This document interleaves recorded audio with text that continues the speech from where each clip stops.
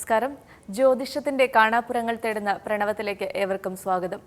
ജ്യോതിഷ സംബന്ധമായ നിങ്ങളുടെ സംശയങ്ങൾക്ക് മറുപടി നൽകുന്നത് പ്രശസ്ത ജ്യോതിഷാചാര്യനായ ശ്രീ സുഭാഷ് തന്ത്രികളാണ്. നമുക്ക് സ്വാഗതം ചെയ്യാം. സ്വാഗതം സർ. സർ, കഴിഞ്ഞ എപ്പിസോഡിൽ നമ്മൾ സംസാരിച്ചത് പൊരുത്ത ശോധനയെക്കുറിച്ചായിരുന്നു, ജാതക പൊരുത്തം നോക്കുന്നതിനെ കുറിച്ചായിരുന്നു. അപ്പോൾ അത്തരം കാര്യങ്ങൾ ഒന്നുകൂടെ വിശദമാക്കാമോ സർ? നമ്മൾ കഴിഞ്ഞ പ്രാവശ്യം പറഞ്ഞുകൊണ്ടിരുന്നത് പൊരുത്ത ശോധനയിൽ യോനി പൊരുത്തത്തിൻ്റെ ഇമ്പോർട്ടൻസിയാണ് പറഞ്ഞത്. ഇപ്പോൾ യോനി പൊരുത്തം എന്ന് പറഞ്ഞാൽ അശ്വതി നക്ഷത്രത്തിൽ ജനിച്ച സ്ത്രീ അത്തം നക്ഷത്രത്തിൽ ജനിച്ച പുരുഷനായിട്ടാണ് വിവാഹം കഴിക്കുന്നതെങ്കിൽ സ്ത്രീക്കായിരിക്കും മേൽക്കോയ്മ ഉണ്ടാവുക. സ്ത്രീക്ക് മേൽക്കോയ്മ എന്ന് പറയുമ്പോൾ എന്താ സംഭവിക്കുക എന്ന് പറഞ്ഞാൽ ജീവിതത്തിൽ സ്ത്രീയെ ഭരിക്കുകയുള്ളൂ, പുരുഷന് ഭരിക്കാൻ പറ്റില്ല. അപ്പോൾ അവിടെ ഈഗോ ക്ലാഷ് ഉണ്ടായിട്ട് യാതൊരു കാര്യമില്ല. കാരണം പുരുഷ യോനി എന്ന് പറയുമ്പോൾ മനസ്സിലാക്കുക, ഈ മനുഷ്യ ജീവിതത്തിൽ പുരുഷനും സ്ത്രീക്കും എത്രയാണോ പ്രാധാന്യം, അതേപോലെ നക്ഷത്രങ്ങളിലും പുരുഷനും സ്ത്രീക്കും അതേ പ്രാധാന്യം തന്നെയുണ്ട്. അപ്പോൾ പുരുഷ യോനി വരുന്ന ഒരു ദമ്പതികളിൽ പുരുഷ യോനി ഉള്ളത് സ്ത്രീയാണെങ്കിൽ സ്ത്രീക്ക് അതിൻ്റെ ആർജവം, അതായത് ഭരിക്കാനുള്ള പാഠവും കൂടുതൽ ഈ പുരുഷ യോനിക്കാരനായിരിക്കും. സ്ത്രീ യോനി പുരുഷനാണെങ്കിൽ പോലും അഡ്ജസ്റ്റ് ചെയ്ത് നിൽക്കേണ്ടി വരും. അപ്പോൾ അങ്ങനെ ഒരു ഈഗോയിലേക്കൊന്നും വന്നിട്ട് കാര്യമില്ല. അപ്പോൾ അതുകൊണ്ട് ഇതെല്ലാം നമ്മൾ ഈ പൊരുത്ത വിവാഹത്തിലേക്കൊക്കെ ഇറങ്ങുമ്പോൾ നമുക്ക് നല്ല രീതിയിൽ മനസ്സമാനത്തോടെ ജീവിക്കാൻ ആ ഒരു രീതിയിലേക്കാണ് വരണമെങ്കിൽ നമ്മൾ തന്നെ ഇതൊക്കെ അറിഞ്ഞിരിക്കുക. അല്ലാതെ ആചാര്യൻ്റെ അടുത്ത് പോയി ചോദിച്ചപ്പോൾ ആചാര്യന് കുഴപ്പമില്ല എന്ന് പറഞ്ഞാൽ അങ്ങേർക്ക് കുഴപ്പമില്ല എന്ന് പറയുള്ളൂ. അപ്പോൾ നമ്മളിത് പറയാൻ കാരണം അശ്വതി നക്ഷത്രത്തിൽ ജനിച്ച സ്ത്രീയെ കെട്ടിയ അത്തം നക്ഷത്രക്കാരൻ്റെ വേദന അവനെ അറിയുള്ളൂ. അപ്പോൾ എന്താ സംഭവിക്കാമെന്ന് വെച്ചാൽ ഒന്ന് യോനിപ്പൊരുത്തമില്ല, പിന്നെ ഷഷ്ടാഷ്ടം അഷ്ടമ ഷഷ്ടം ശത്രുക്കളും കിട്ടും. അപ്പോൾ 3 പൊരുത്തം അവിടെ ഇല്ലാണ്ട് പോയി. ഏത് സമയം അംഗമാണ്. പിന്നെ ഈ പുരുഷ ഓപ്പോസിറ്റ് യോനി വന്നാലുള്ളൊരു കുഴപ്പം, സ്ത്രീ ഭരിക്കണേലും കുഴപ്പമില്ല. കാരണം ചില വീടുകളിൽ സ്ത്രീ ആയിരിക്കും ഭരിക്കുക. അതിപ്പോൾ യോനിപ്പൊരുത്തം അല്ലെങ്കിലും അവരുടെ സ്വഭാവം അങ്ങനെയായിരിക്കും. അപ്പോൾ യോനിപ്പൊരുത്തം ഈ ഭരണത്തിൻ്റെ മാത്രമല്ല, ഇതിൻ്റെ ഏറ്റവും വലിയ ഭവിഷ്യത്ത് ഒരു 15 വർഷം 20 വർഷം വരെ ദാമ്പത്യ സുഖം ഉണ്ടാവുള്ളൂ. ജോഡികൾ തമ്മിൽ, ഇണകൾ തമ്മിൽ ദാമ്പത്യ സുഖം, ശാരീരിക സുഖം ഉണ്ടാവില്ല. അപ്പോൾ ഇത് തന്നെ എൻ്റെ അടുത്ത് പലരും അവർ പ്രശ്നം നോക്കാൻ വരും. കാരണം ജീവിതത്തിൽ രക്ഷപ്പെടുന്നതിനുള്ള ഉപായം തേടി നമ്മളുടെ അടുത്ത് പല ആളുകളും വരുമ്പോൾ അവർ നമ്മളെ ഖണ്ഡിക്കുക. അവർ പറയും, താങ്കൾ പറഞ്ഞതൊന്നും ശരിയല്ല. കാരണം ഞങ്ങളുടെ അനുഭവം വെച്ച് നോക്കുമ്പോൾ ഭാര്യ പുരുഷ യോനിയും ഞാൻ സ്ത്രീ യോനിയാണ്, എന്നിട്ട് നിങ്ങൾ പറഞ്ഞ പോലെയൊന്നുമില്ല, ഞങ്ങൾ തമ്മിൽ വഴക്കം കാര്യമൊന്നുമില്ല, സുഖമായിട്ട് ജീവിക്കുമെന്നൊക്കെ പറയും. അപ്പോൾ നമ്മൾ പറയും, നിങ്ങളോട് യോനിപ്പൊരുത്തത്തിൽ വഴക്കുണ്ടാവുന്നല്ല ഞാൻ പറഞ്ഞത്. നിങ്ങൾ തമ്മിൽ ദാമ്പത്യ സുഖക്കുറവ് 15-20 വർഷം വരെ ഉണ്ടാവുള്ളൂ, അതിന് ശേഷം ഉണ്ടാവില്ല എന്നല്ലേ പറഞ്ഞേ. അപ്പോൾ നിങ്ങളിപ്പോൾ എങ്ങനെ അങ്ങനെയുള്ള സുഖങ്ങളും കാര്യമൊക്കെ ഉണ്ടോ എന്ന് ചോദിക്കുമ്പോൾ പറയും, ഞങ്ങൾക്ക് 2 കൂട്ടർക്കും ഇതിനോട് താല്പര്യമൊന്നുമില്ല, ഞങ്ങളിപ്പോൾ ദൈവിക മാർഗ്ഗത്തിലൂടെ ഭക്തിമാർഗ്ഗത്തിൽ സഞ്ചരിക്കുകയാണ്. അപ്പോൾ എന്താ കാരണം? ഈ ഭക്തിമാർഗ്ഗത്തിൽ സഞ്ചാരം വരാൻ കാരണം യോനിപ്പൊരുത്തം ഇല്ലാത്തത് തന്നെയാണ്. ഇത് തന്നെയല്ലേ നമ്മൾ പറഞ്ഞത്, മാർഗം ലക്ഷ്യത്തെ സാധൂകരിക്കും എന്ന് പറഞ്ഞ പോലെ തന്നെ എന്താണോ ഭവിഷ്യത്ത് സംഭവിക്കുന്നത് അതവിടെ സംഭവിച്ചു. അതേപോലെ ഒരു വിദ്വാൻ വന്നപ്പോൾ പറഞ്ഞു, എനിക്ക് ജ്യോതിഷത്തിൽ നിന്നും വലിയ താല്പര്യമൊന്നുള്ള ആളല്ല, പിന്നെ താങ്കളുടെ വ്യത്യസ്തമായ ശൈലിയും കാര്യം കണ്ടുകൊണ്ടാണ് ഞാനിതൊന്ന് അന്വേഷിക്കാൻ വന്നത്.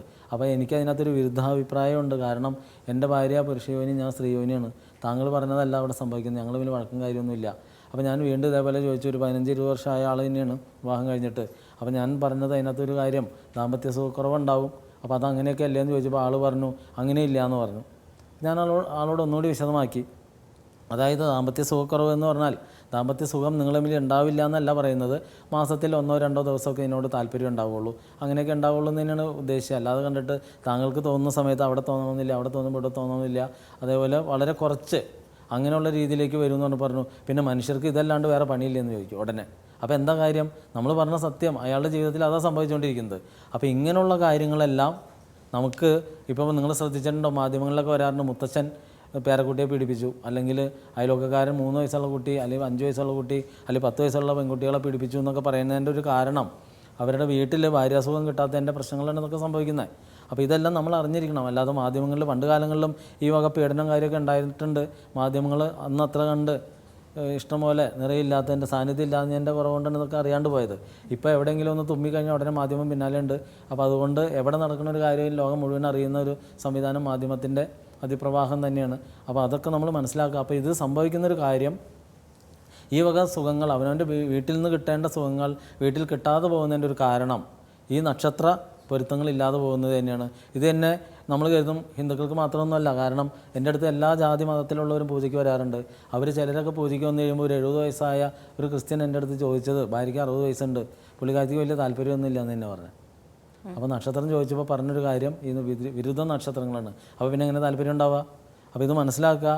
ഇങ്ങനെയുള്ള സംഭവങ്ങൾ നമ്മൾ ഈ പറയുന്ന പൊരുത്ത ശോധനയുടെ ഇമ്പോർട്ടൻസ് തന്നെ നമുക്ക് ലോങ് ലൈഫിൽ നമുക്ക് ഈശ്വരൻ തന്ന ഈ ജീവിത സൗഭാഗ്യം, നമുക്ക് മനുഷ്യജന്മത്തിൽ തന്ന ഈ ജീവിത സൗഭാഗ്യം നമുക്ക് ഉപയോഗിച്ച് തന്നെ ജീവിതം മുന്നോട്ട് പോകണമെന്നുണ്ടെങ്കിൽ ഈ പൊരുത്തശോധനയൊക്കെ വളരെ ഇമ്പോർട്ടൻ്റ് ആണ്. ഇത് തന്നെ ചില കമിതാക്കൾ നമ്മളെ വിളിച്ചിട്ട് പറയാറുണ്ട്, ഞങ്ങൾ പ്രേമിച്ചിട്ടിരിക്കുകയായിരുന്നു, ഇപ്പോൾ പ്രേമിക്കുന്ന പെൺകുട്ടി പറഞ്ഞു സാറിൻ്റെ ഒരു എപ്പിസോഡ് കണ്ടു അതുകൊണ്ട് പിന്മാറാമെന്ന് പറഞ്ഞു, അതിനെക്കുറിച്ച് ഒന്ന് ചോദിക്കാൻ വേണ്ടി വിളിച്ചാന്നൊക്കെ. തുടക്കമൊക്കെ വളരെ സ്ലോവിലായിരിക്കും, വളരെ സൂചിപ്പിച്ച് അത് കഴിഞ്ഞ് ഞങ്ങൾ ചൂടാവും. കാരണം നമ്മൾ പറയും ഇതിനകത്ത് പറയുന്ന കാര്യമൊക്കെ സത്യമാണ്, അപ്പോൾ നിങ്ങൾക്ക് പിന്മാറുന്നതായിരിക്കും നല്ലതെന്ന് പറയുമ്പോൾ ഉടനെ പറയും ക്രിസ്ത്യാനി മുസ്ലിങ്ങളിലേക്കൊക്കെ കടന്നു പോകും. അപ്പോൾ നമ്മൾ പറയും നിങ്ങളോട് പറയുന്നത് നിങ്ങൾക്ക് ആരെ വേണമെങ്കിൽ നോക്കാം, കുഴപ്പമൊന്നുമില്ല. അപ്പോൾ ട്രെയിനിൽ ചാടി കഴിഞ്ഞാൽ എന്ത് സംഭവിക്കുമെന്ന് എന്നോട് ചോദിക്കേണ്ട കാര്യമില്ല, അങ്ങ് ചാടാം, പിന്നെ ഇതിനെക്കുറിച്ച് വിശദീകരണം തരേണ്ട കാര്യമില്ല. അപ്പോൾ ആൾ പറയും ആ പെൺകുട്ടി സമ്മതിക്കണില്ല. എന്തുകൊണ്ടാണ് പെൺകുട്ടി സമ്മതിക്കാത്തത്? അപ്പോൾ ആ പെൺകുട്ടി ഇതെല്ലാം കേട്ട് കഴിഞ്ഞപ്പോൾ മനസ്സിലായി അങ്ങനെയാണെങ്കിൽ പുരുഷയോനിക്ക് പുരുഷയോനി മാത്രമേ പറ്റുള്ളൂ, അല്ലാതെ സ്ത്രീയോനിക്ക് പുരുഷയോനി പറ്റില്ല. അതേപോലെ പുരുഷയോനി നക്ഷത്രം പുരുഷനാണെങ്കിൽ പുരുഷയോനിയും പറ്റും, സ്ത്രീയോനിയും പറ്റും. സ്ത്രീയോനി നക്ഷത്രത്തിലുള്ള പുരുഷനാണെങ്കിൽ സ്ത്രീയോനി മാത്രമേ പറ്റുള്ളൂ, പുരുഷയോനി നക്ഷത്രം പറ്റില്ല. അപ്പോൾ ഇങ്ങനെയുള്ള തിരിച്ചറിവ് മനുഷ്യൻ നേടേണ്ടത് എപ്പോഴാണ്? നമ്മളുടെ ജീവിതം, നമുക്ക് കിട്ടിയിരിക്കുന്ന ജീവിത സൗഭാഗ്യം, മനുഷ്യരൂപത്തിലുള്ള ഈ ജീവിത സൗഭാഗ്യം അനുഭവിച്ച് തീർക്കണമെന്നുണ്ടെങ്കിൽ ആ രീതിയിൽ ജ്യോതിഷത്തിന് നമുക്ക് പ്രയോജനപ്പെടുത്താം. അല്ലെങ്കിൽ എന്ത് പറ്റാമെന്ന് വെച്ചാൽ മനുഷ്യർ മാത്രമാണ് ഈ മറ്റുള്ള മൃഗങ്ങളെല്ലാം സന്താനോൽപാദനത്തിന് മാത്രമേ ഈ രതി എന്നുള്ള കാര്യം ഉപയോഗിക്കുന്നുള്ളൂ, മനുഷ്യൻ മാത്രമാണ് ഇതൊരു സൗഭാഗ്യമായിട്ട് കണക്കൂട്ടി ഉപയോഗിക്കുന്നുള്ളൂ എന്നുള്ള ഒരു തിരിച്ചറിവ് നമ്മളെപ്പോഴും മനസ്സിലാക്കുക. പണ്ട് കാലങ്ങളിൽ ഏറ്റവും കൂടുതൽ ഒരു എന്താ പറയുക, ഒരു വിനോദോപാധിയായിട്ട് സാധാരണക്കാരൊക്കെ കൊണ്ടുനടന്നത് ഇത് മാത്രമായിരുന്നു. കാരണം എന്താണെന്ന് പണ്ട് എല്ലാവരും തിരിഞ്ഞു നോക്കിയാൽ കാണാം ഒരു വീടുകളിലൊക്കെ 10-15 മക്കളുണ്ട്. എന്താ കാരണം? അന്ന് ഇന്നുള്ള രീതിയിലുള്ള മാധ്യമങ്ങളോ ഇങ്ങനെയുള്ള നമുക്ക് സുഖം തേടുന്നതിനുള്ള അല്ലെങ്കിൽ വേറൊരു വിനോദം, ഇപ്പോൾ ഒരു ചാനലിൽ ഒരു കോമഡി കണ്ടു അല്ലെങ്കിൽ ഒരു സിനിമ കണ്ടു, അങ്ങനെയുള്ള സിനിമകളോ കോമഡി പരിപാടി ഇതൊന്നും ഉണ്ടായിരുന്നില്ല. അപ്പോൾ ആ കാലഘട്ടത്തിൽ ആകെയുള്ളൊരു വിനോദോപാധി ഇത് മാത്രമായിരുന്നു. അതുകൊണ്ട് സന്താന നിയന്ത്രണം ടെക്നിക്കലായിട്ട് ഉപയോഗിക്കാൻ അറിയാൻ പാടില്ലാത്ത വീടുകളിലൊക്കെ പെറ്റുപെരുകി 15-20 അങ്ങനെ പെറും. ഇഷ്ടംപോലെ ആരോഗ്യമുള്ളതുകൊണ്ട് മരിച്ചു പോവില്ല. ഇപ്പോൾ ഇന്നെന്താ സംഭവിക്കുക? ഏറ്റവും കൂടി 1-2 കൂടുതൽ ഉണ്ടാവില്ല, സർക്കാർ വരെ നിയമങ്ങൾ കൊണ്ടുവരുന്നു. പിന്നെ അതുകൂടാതെ പണ്ടത്തെ അത്ര ആരോഗ്യമൊന്നും ഇന്നത്തെ ദമ്പതികൾക്കില്ല. കാരണം എന്താണെന്ന് വെച്ചാൽ അന്ന് കഴിച്ചിരുന്ന ഭക്ഷണം എത്രയൊക്കെ ആയിരുന്നാലും എല്ലാം വിഷം കലരാത്ത ഭക്ഷണമായിരുന്നു. ഇന്നുള്ളത് നമ്മളിങ്ങനെ പോഷണം നടക്കുന്നതെന്ന് മാത്രമേ ഉള്ളൂ, കഴിക്കുന്നതെല്ലാം വിഷമാണ്. അപ്പോൾ അതുകൊണ്ട് ആ രീതിയിലുള്ള ആരോഗ്യമൊക്കെ പിന്നിൽ തന്നെയാണ്. അപ്പോൾ നമ്മൾ പറയുന്നത് എന്താണെന്ന് വെച്ചാൽ നമുക്ക് മനുഷ്യന് കിട്ടിയിരിക്കുന്ന ഈ സൗഭാഗ്യം നമുക്കത് അനുഭവിച്ച് തന്നെ നല്ല രീതിയിൽ മുന്നോട്ട് പോകണമെന്നുണ്ടെങ്കിൽ ഈ പൊരുത്തശോധന വളരെ അത്യന്താപേക്ഷിതമാണ്. അതല്ലെങ്കിൽ തമ്മിൽ തല്ല് പിടിച്ചിട്ട് ഒരു വീട്ടിൽ തന്നെ കിടക്കുന്നത്, വീടും കാര്യമൊക്കെ ഉണ്ട്, 2 റൂമിലേ കിടക്കുകയുള്ളൂ, ഒരുമിച്ച് കിടക്കില്ല എന്നൊക്കെ വരുന്നതിൻ്റെ കാരണം പൊരുത്തശോധന തന്നെയാണ്. അപ്പോൾ പൊരുത്തത്തിൻ്റെ ഇമ്പോർട്ടൻസ് നമ്മൾ മനസ്സിലാക്കുക. അല്ലാതെ നമ്മൾ വെറുതെ യുക്തിവാദികളുടെ പിന്നാലെ പോയി യുക്തി പറയുന്നവരുടെ പിന്നാലെ പോയി നമ്മുടെ ജീവിതം തുലച്ച് കളഞ്ഞിട്ട് പിന്നീട് ഇങ്ങനെ കിട്ടണമെന്ന് വെച്ചാൽ നടക്കില്ല. ഇതേപോലെ തന്നെ ചില ആചാര്യന്മാർ പറയുന്നത് ഒരു വിവാഹം ഡിവോഴ്സായി ഇനി പുനർവിവാഹം നോക്കുമ്പോൾ പൊരുത്തം നോക്കണ്ട. അതിൻ്റെ കാരണം എന്താ? അപ്പോൾ വീണ്ടും ഡിവോഴ്സ് ആയിക്കോട്ടെ എന്നോ?